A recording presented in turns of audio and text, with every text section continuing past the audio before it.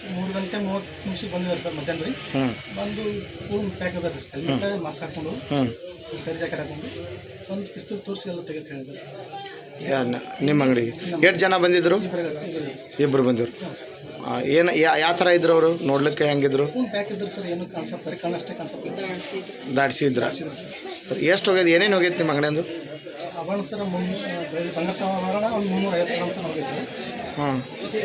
ಆಮೇಲೆ ಬೆಳ್ಳಿದ ಆಭರಣ ಚೈನ್ ಒಂದು 2 kg ಹೋಗಿದೆ ಸರ್. ಅಂದಾಜು ಅಮೌಂಟ್ ಎಷ್ಟು ಅಮೌಂಟ್? 8 ಲಕ್ಷ ತನಕ ನಿಮ್ಮದು ಬಂಗಾರ ಹೋಗಿರ್ಬೋದು. 40 ಲಕ್ಷ. ಬೆಳ್ಳಿ 5 ಲಕ್ಷ. ಸರಿ ಸರ್. ಇದೇ ನಿಮ್ಮ ಕುಟುಂಬ ಇದ್ರ ಮೇಲೆ ಇದು ಜೀವನ ಸರ್?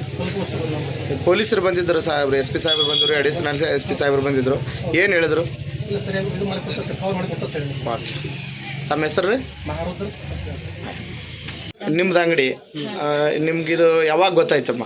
ನಾನು ಮಕ್ಳು ಕರ್ಕೊಂಡು ಇವತ್ತು ಗಡ್ಡಿ ಜಾತ್ರೆ ನೋಡಕ್ ಹೋಗಿದ್ದಾರೆ ಸರ್. ನಾವು 12:15 ತನಕ ಇಬ್ರು ಕೂಡ ಇದ್ದಿದ್ದೇವ್ರಿ.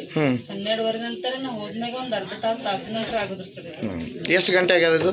3:30 ಆಗ್ಯದ ಸರ್. ನಾನು ಫೋನ್ ಮಾಡಿ ಹೇಳಿದ್ರಿ ಅವ್ರ ಅಂಗಡಿ ಹಿಂಗಾಗ್ಯದ ಲಘು ಬಾ ಅಂತಂದ್ರೆ. ಸರ್ ಏನು ನಿಮ್ಮ ಜೀವನನೇ ಇದ್ರ ಮೇಲೆ ನಡೆಸಿ? ಜೀವನನೇ ಇದ್ರ ಮೇಲೆ. ಎಷ್ಟು ವರ್ಷ ಆಯ್ತು ಇದು ಅಂಗಡಿ ಇಟ್ಟು? ನಾವು 6 ವರ್ಷ ಆಯ್ತು ಸರ್. ಅಂಗಡಿ 7 ವರ್ಷ ರನ್ನಿಂಗ್ ಅದ. ಫಸ್ಟ್ ಹಿಡಿದು ನಮ್ಮ ಮಾವನವ್ರು ಮಾಡ್ತೇವ್ರಿ, ಅವ್ರಲ್ಲಿ ಮನೆ ಮಾಡ್ತಾರ್ರಿ. ಸೊ ನಾವಿಲ್ಲಿ ಅಂಗಡಿ ಹಾಕೋದು 20 ರಿಂದ 25 ವರ್ಷ. ನಮ್ಮ ತಳದ ಅಂಗಡಿ ಹಿಡಿದಲ್ಲಿ ಮನ್ಯಾಗ ಅದರಿ. ಈಗ ನಮ್ಮ ತಳದ ಅಂಗಡಿ 7 ವರ್ಷ ರನ್ನಿಂಗ್ ಅದ. ತಮ್ಮ ಹೆಸರು ಮೇಡಮ್? ಪ್ರೇಮ ಮಾರುತಿ ಕಲ್ಕೊಂಡು.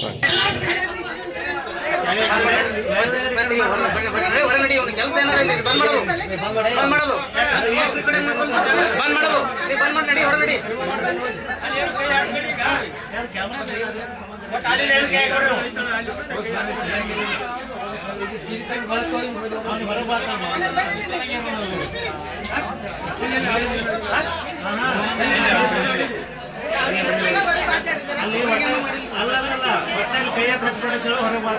ಎಲ್ಲ ಮುದಾರ ಸರ್, ಏನು ಮಾಡಕ್ಕಾಗಲ್ಲ. ಎಲ್ಲ ಹೈದರಾಬಾದ್ ಇಟ್ಟೋತಾನ. ನಾ ಹೇಳಿ ಜಳಕಿ ಅವ್ರು ಅರ್ಜೆಂಟ್ ಕಳ್ಸ. ಈಗ ಪಿಸ್ತೂಲ್ ಹಾಕ್ತಾರ ನನ್ನ ಮ್ಯಾಗ.